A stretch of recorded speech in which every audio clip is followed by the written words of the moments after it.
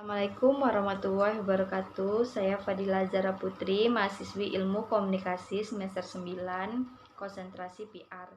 Di sini saya akan menjawab pertanyaan-pertanyaan. Yang pertama, saya akan menjelaskan tentang apa itu ilmu komunikasi secara teoritis dan praktis. Ilmu komunikasi ialah proses penyampaian informasi, baik itu pesan, ide, gagasan dari satu pihak ke pihak lainnya.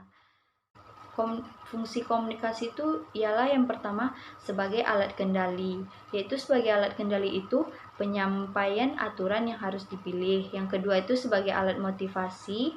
Yang ketiga sebagai ungkapan emosional. Tujuan kita berkomunikasi itu ialah yang pertama tuh agar komunikator dimengerti komunikan, yang kedua agar mengenal orang lain, yang ketiga agar pendapat diterima orang lain. Secara praktis itu komunikasi itu ialah proses penyampaian pesan kepada orang lain. Komunikasi itu terjadi karena ada pesan yang harus disampaikan kepada orang lain. Teori komunikasi. Secara teoritis, komunikasi itu yaitu satu pandangan dan strategi yang akan membentuk alat dan rangka kerja untuk menjelaskan apa yang dilaksanakan dalam proses komunikasi itu. Ada beberapa proses komunikasi. Yang pertama itu saya ambil teori komunikasi Laswell, yaitu teori yang mengemukakan model komunikasi yang sederhana dan hingga kini masih diterapkan model komunikasi ini. Model komunikasinya yaitu 5W1H. Pertama tadi teori Laswell, yang kedua ialah teori agenda setting.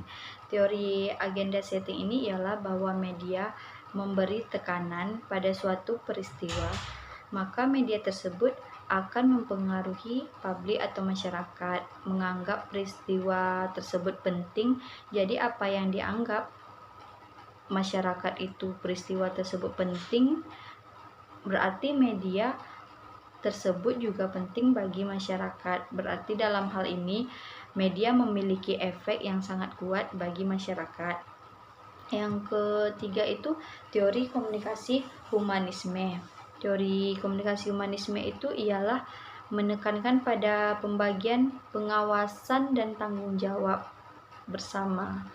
Saya akan menjawab pertanyaan yang kedua, yaitu apa yang kamu pahami tentang konsentrasi kamu, baik secara teoritis dan secara praktis. Banyak teori public relation. Saya akan jelaskan teori presentasi diri. Teori presentasi diri ini lebih menekankan kepada penampilan kita sendiri sebagai informan atau penyampai informasi.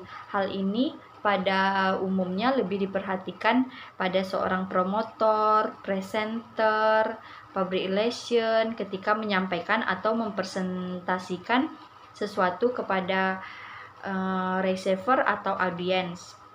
Seorang informan itu wajib menjaga dan mengatur penampilan sebaik-baiknya dan sebenarnya. Seperti contoh yaitu kasus seorang promotor atau PR yang mengenakan pakaian rapi dan layak ketika ia berdiri di depan audiens. Itu termasuk teori presentasi diri. Kita menjaga penampilan baik di depan audiens, menjaga karakteristik seseorang atau perusahaan yang dipresentasikan. Baiklah, di sini saya akan menambahkan teori public relation. Yang pertama itu ialah teori presentasi diri, yang kedua ini teori kumpulan tindakan. Teori ini telah ditemukan oleh John Green. Teori penyusunan tindakan ini merupakan teori di mana akan digunakan ketika memberikan informasi dan sebagai pengujian cara kita mengatur pengetahuan dan dalam pikiran dan pengalaman, sehingga informasi akan terbentuk dengan menggunakan juga berdasarkan pengetahuan. Komunikasi ini sangat diperlukan agar tidak ada berlebihan atau berbicara di luar topik pembahasan, karena pengetahuan yang kita miliki sangatlah banyak dan berbagai macam pengetahuan ada di memori kita, sehingga kita tidak sembarangan menggunakan dan mengeluarkan pengetahuan agar kita tidak bicara di luar topik. Yang pertama itu ialah jurnalistik. Jurnalistik itu ialah ilmu yang menyangkut tentang kewartawanan dan persurat kabaran dan seni kejuruan yang bersangkutan dengan pemberitaan. Di sini proses pemberitaan, belajar tentang proses, teknik, dan ilmu pengumpulan serta penulisan, penyuntingan, dan publikasi berita. Jurnalistik ini bisa kita sebagai wartawan, yaitu mencari informasi dan lalu disebarkan ke khalayak ramai. Yang kedua itu broadcasting, adalah mempelajari bagaimana memproduksi program berita dan non-berita. Kita sebagai wartawan, yaitu mencari informasi dan lalu disebarkan ke khalayak ramai. Yang kedua itu broadcasting, adalah mempelajari bagaimana memproduksi program berita dan non-berita. Broadcasting ini ialah di belakang layar, kerjanya di belakang layar, berita di televisi serta di radio, dan didapatkan keahliannya, yaitu keahliannya itu dasar-dasar presenting dan wawancara. Yang kedua tuh teknik vokal dasar, yang ketiga teknik kamera, yang keempat tuh teknik editing gambar.